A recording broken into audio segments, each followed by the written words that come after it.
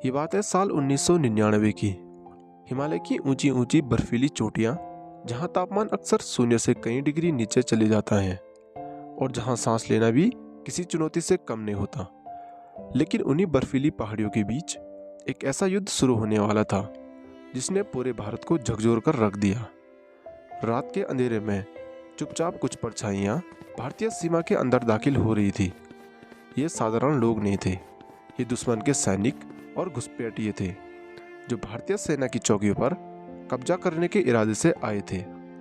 कुछ ही दिनों बाद इन पहाड़ियों में गोलियों की गूंज सुनाई देने लगी, तोपों की गर्जना से घाटियां कांप उठी और इसी तरह शुरू हुआ कारगिल वॉर, जिसे भारत में कारगिल युद्ध के नाम से जाना जाता है।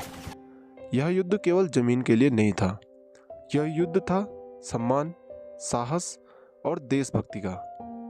भारत और पाकिस्तान के बीच तनाव कोई नया नहीं था। 1947 में भारत की आज़ादी के बाद से ही दोनों देशों के बीच कई युद्ध हो चुके थे, जैसे 1947-1948 का युद्ध हो गया, 1965 का युद्ध और 1971 का युद्ध। इन सभी युद्धों का मुख्य कारण था कश्मीर का मुद्दा। 1990 के दशक में भी कश्मीर में आतंकवाद और सीमा पर झड़पें लगातार जारी थी। लेकिन 1998 में स्थिति और गंभीर हो गई जब भारत और पाकिस्तान दोनों ने परमाणु परीक्षण किए। भारत ने पोखरण सेकंड किया और इसके जवाब में पाकिस्तान ने चगाई फर्स्ट न्यूक्लियर टेस्ट किया। अब दोनों देश परमाणु शक्ति बन चुके थे, इसलिए दुनिया को डर था अगर युद्ध हुआ तो इसका असर बहुत बड़ा हो सकता है। 1999 की शुरुआत में भारत के प्रधानमंत्री अटल बिहारी वाजपेयी ने पाकिस्तान में शांति की पहल की।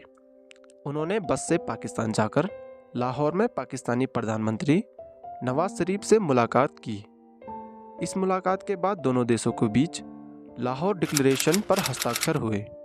दुनिया को लगा कि अब भारत और पाकिस्तान के रिश्ते सुधरने वाले हैं। लेकिन इसी समय पाकिस्तान की सेना के कुछ अधिकारियों ने एक गुप्त योजना बना ली थी।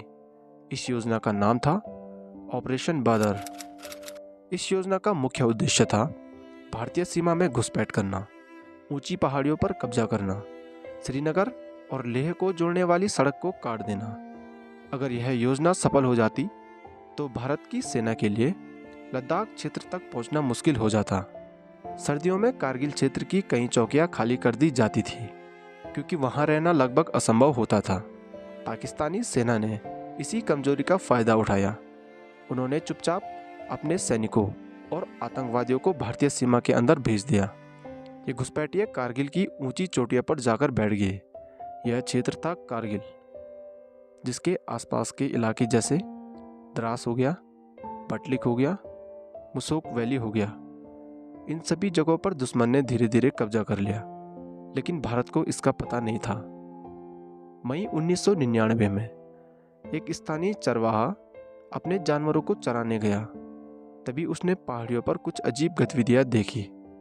जब उसने दूरबीन से देखा तो पता चला कि वहाँ हथियारों से लैस लोग मौजूद हैं। उसने तुरंत भारतीय सेना को इसकी जानकारी दी।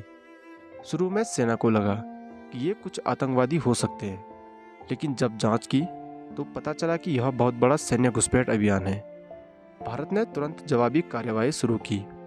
इस मिशन का नाम रखा गया ऑपरेशन विजय।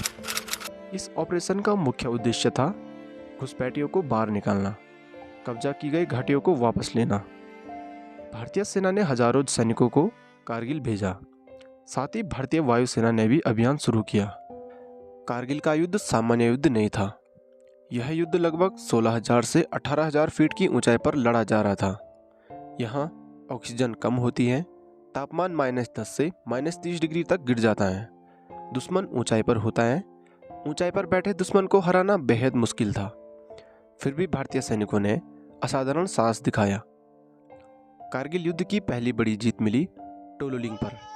यह पहाड़ी दुश्मन के लिए बहुत महत्वपूर्ण थी। कई दिनों तक भीषण लड़ाई चली।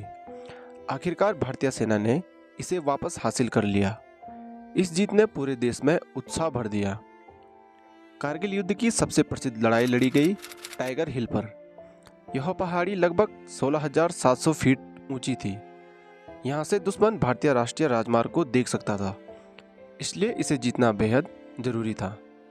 भारतीय सैनिकों ने रात के अंधेरे में चढ़ाई शुरू की। सीधी चट्टानों पर चढ़ते हुए उन्होंने दुश्मन पर हमला किया। कई सैनिक शहीद हुए, लेकिन अंत में भारतीय सेना ने टाइगर हिल पर तिरंगा फहरा दिया। कारगिल युद्ध में कई सैनिकों ने अद्भुत साहस दिखाया, जैसे कैप्टन विक्रम बत्रा। उनका प्रसिद्ध नारा था, ये दिल मांगे मोर। उन्होंने कई दुश्मन चौकियां कब्जा की, लेकिन युद्ध के दौरान शहीद हो गए। जब दुनिया को पता चला कि घुसपैठ पाकिस्तान की सेना ने की है, तो पाकिस्तान पर अंतर्राष्ट्रीय दबाव बढ़ गया। अमेरिका के राष्ट्रपति बिल क्लिंटन ने पाकिस्तान से अपने सैनिक हटाने को कहा। आखिरकार जुलाई 1999 में पाकिस्तान को पीछे हटना पड़ा।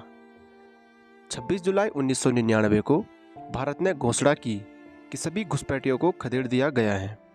इस दिन को आज कारगिल विजय दिवस के रूप में मनाया जाता है। यह दिन भारतीय सैनिकों की वीरता का प्रतीक है। इसी तरह लेफ्टिनेंट मनोज कुमार पांडे ने भी अद्भुत वीरता दिखाई। इस युद्ध के महत्वपूर्ण परिणाम हुए। भारत ने अपनी सेना और खुफिया प्रणाली को और मजबूत किया। भारतीय सेना ने सभी कब्जाई हुई चोटियां वापस हासिल कर ली। इस युद्ध में भारत के 570 से ज़्यादा सैनिक शहीद हुए। आज भी कारगिल की पहाड़ियों में उन वीरों की कहानियां गूंजती हैं। जब कोई द्रास वॉर मेमोरियल पर जाता है, तो वहां लिखे शहीदों के नाम देखकर उसकी आंखें नम हो जाती हैं। ये नाम हमें याद दिलाते हैं कि देश की आज़ादी और सुरक्षा के लिए कितने वीरों ने अपनी जान न्यौछावर की है। कारगिल युद्ध केवल एक सैन्य संघर्ष नहीं था, यह भारत की एकता, साहस और देशभक्ति की मिसाल थी। बर्फ से ढकी पहाड़ियों में गोलियों और तोपों की आवाज़ के बीच भारतीय सैनिकों ने दुनिया को दिखा दिया कि जब बात देश की सुरक्षा की आती है, तो भारतीय सेना किसी भी चुनौती से पीछे नहीं हटती। और इसी वीरता के कारण कारगिल की चोटियों पर आज भी गर्व से लहराता है भारत का तिरंगा।